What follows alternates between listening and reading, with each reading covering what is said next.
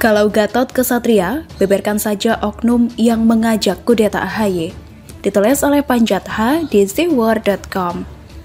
Petaka Partai Demokrat dan nestapa AHY sepertinya benar-benar ingin dimanfaatkan oleh Gatot Nurmantio untuk menampilkan dirinya. Maklum saja, meskipun peluangnya untuk maju pada 2024 makin menipis, namun mimpi itu tetaplah ada. COVID-19 yang hendak dia bonceng ternyata tidak efektif untuk mendongkrak nama dan popularitasnya di kalangan umat. Masih segar dalam ingatan ketika ketakutan mulai melanda sejak Maret 2020. Gara-gara sebaran COVID-19 yang mulai masif, pemerintah memaklumkan larangan berkumpul, termasuk di tempat-tempat ibadah. Himbauan pemerintah itu direspon beragam oleh masyarakat. Ada yang segera mematuhi dan mendukungnya untuk sementara tidak perlu ke tempat ibadah, karena kerumunan yang jaraknya rapat berpotensi besar menimbulkan penularan. Apalagi sudah terbukti banyak klaster baru muncul dari acara-acara keagamaan yang menghimpun massa. Sebaliknya, banyak warga yang tetap ngeyel dan menantang kebijakan pemerintah. Sejumlah insiden terjadi di berbagai tempat menyikapi soal larangan sementara menggunakan tempat-tempat ibadah ini. Dalam situasi yang cukup mencekam dan membingungkan inilah Gatot tiba-tiba muncul sambil menyerukan agar umat memakmurkan masjid. Alasannya, COVID-19 itu ciptaan Tuhan juga, maka sudah pasti orang-orang yang beribadah kepadanya akan terbebas dari penularan. Namun faktanya, COVID-19 menjangkiti siapa saja yang lalai menerapkan protokol kesehatan. Tak peduli apakah dia taat beribadah atau tidak. Kalau lagi apes, pasti kena. Walhasil seruan Gatot tidak mendapatkan sambutan, sebab kebanyakan masyarakat pasti lebih menggunakan akal sehat ketimbang fanatisme beragama yang kebablasan. Dan memang lambat laun sering waktu, aktivitas di tempat-tempat ibadah mulai beranjak normal, sekalipun dengan memperhatikan protokol kesehatan. Dalam hal ini Gatot kalah telak dan terbenam lagi. Namun, pada pertengahan Agustus 2020, tiba-tiba dia muncul lagi dengan kendaraan baru bernama Kami atau Koalisi Aksi Menyelamatkan Indonesia. Di sana, dia bergandeng tangan dengan sejumlah tokoh yang selama ini tidak suka terhadap pemerintah Jokowi. Uniknya, beberapa orang anggotanya berambisi menjadi presiden, seperti Rizal Ramli, Din Syamsuddin, dan si Gatot sendiri. Adapun Rocky Gerung, Refli Harun, Fadlizon, kemungkinan berharap kecipratan jatah menteri apabila tujuan Kami tercapai. Dalam arti, negara mengalami kejadian luar biasa sehingga terjadi reformasi kepemimpinan, di mana salah satu dari Kami itu menjadi pimpinan nasional, entah itu si Gatot, Din, atau Rizal Ramli. Dan kalau Rocky, Zon, dan Refli tidak dimenterikan juga, mereka akan kembali pada jati diri masing-masing sebagai tukang nyinyir, karena bakat mereka memang di situ. Ketika Kami akhirnya seperti mati suri, tapi sekonyong-konyong dia nongol lagi ketika Partai Demokrat mengadakan KLB di Sibolangit, Deli Serdang, Sumatera Utara, Jumat 5 Maret 2021 lalu. Muldoko, Kepala Staf Kepresidenan terpilih menjadi Ketua Umum Demokrat. Di sela hiruk-pikuk KLB Demokrat yang menyedot perhatian masyarakat, Gatot mengungkapkan bahwa pernah ada oknum yang mengajaknya merebut Demokrat dari AHY. Jika berhasil, maka Gatot jadi Ketua Umum. Dan dari sana jalan menjadi lempang untuk ikut Pilpres 2024. Tapi, Gatot menolak dengan alasan tidak tega mengkhianati SBY yang telah membesarkan dirinya. Lumayan, ketika berita ini viral, nama Gatot pun kembali dibicarakan di medsos.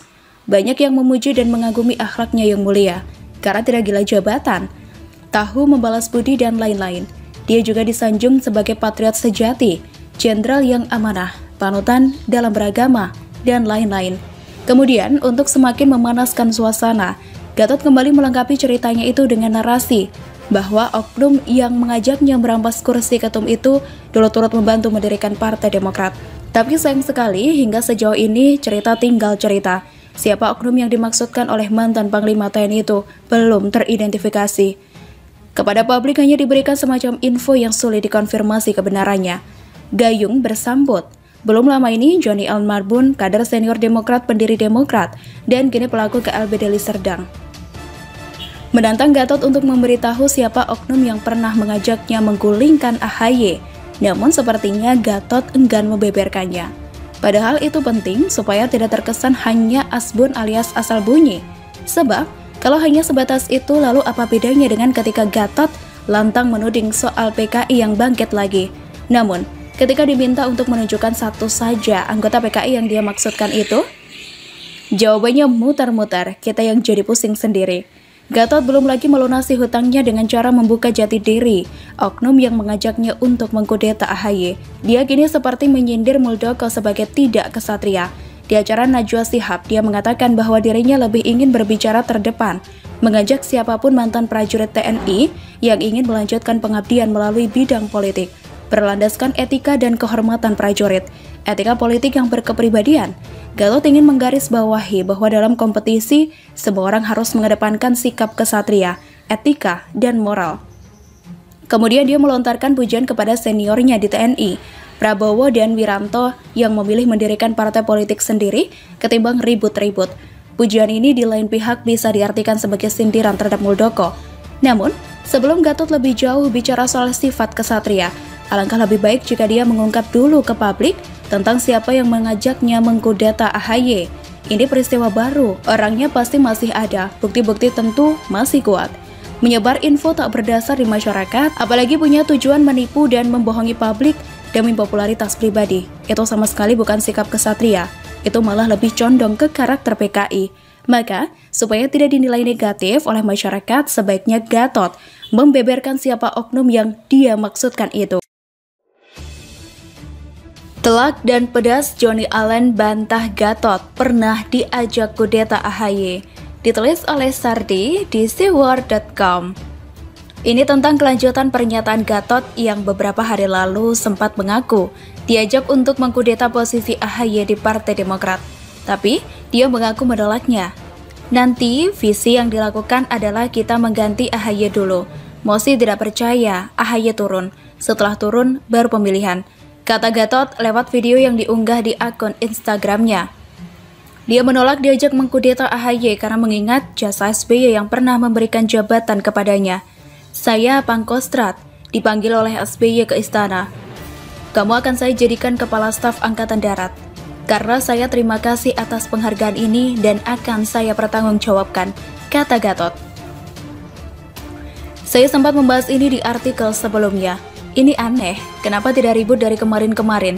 Kenapa baru ribut sekarang, di saat isu ini mulai riuh? Saya perkirakan orang ini hanya ingin menunggangi isu ini untuk mendongkrak popularitasnya kembali. Logikanya, kalau memang dia benar diajak kudeta AHY dan setia pada SBY, harusnya dia laporkan ini ke SBY. SBY yang biasanya tidak tahan tutup mulut, pasti akan langsung keluar-keluar ke seluruh alam semesta dan kita bakal tahu isu ini dari dulu. Masuk akal? Ternyata pernyataan Gatot ini dibantah mentah-mentah. Sekretaris Jenderal Partai Demokrat kubu Muldoko, Johnny Allen Marbun, meminta Gatot tak asal beri pernyataan soal pengakuan tersebut. Pertama, mohon adik saya untuk mengatakan, siapa salah satu di antara kami yang melakukan KLB ini, yang dibilang mengajak. Tolong, itu jangan asal asbun atau asal bunyi, kata Johnny. Johnny mengatakan, sebagai jenderal bintang 4, tak seharusnya Gatot bicara sembarangan. Apalagi mengaku diajak terlibat untuk mengkudeta posisi AHY. Sebagai seorang panglima jenderal, bintang 4 tidak mudah, tapi jangan asbun, katanya. Lebih lanjut, Johnny mengatakan, pihaknya tak mungkin mendorong nama Gatot menjadi ketua umum Demokrat hasil KLB. Alasannya integritas Gatot dipermasalahkan. Kedua, soal integritas enggak mungkin kami mengajak dia.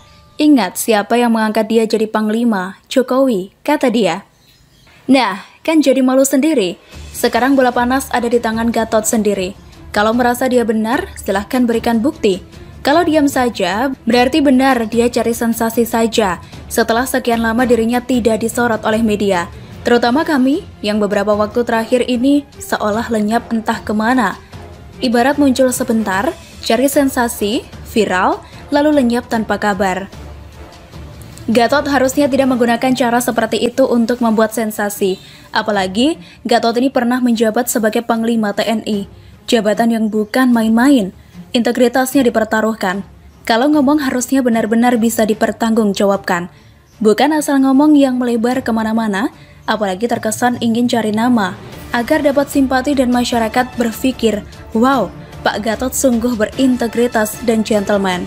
Boleh sih mau cari muka, tapi sungguh tidak etis menggunakan cara seperti ini, apalagi kader Demokrat sudah membantahnya langsung. Sejak tidak lagi menjabat sebagai Panglima TNI, Gatot memang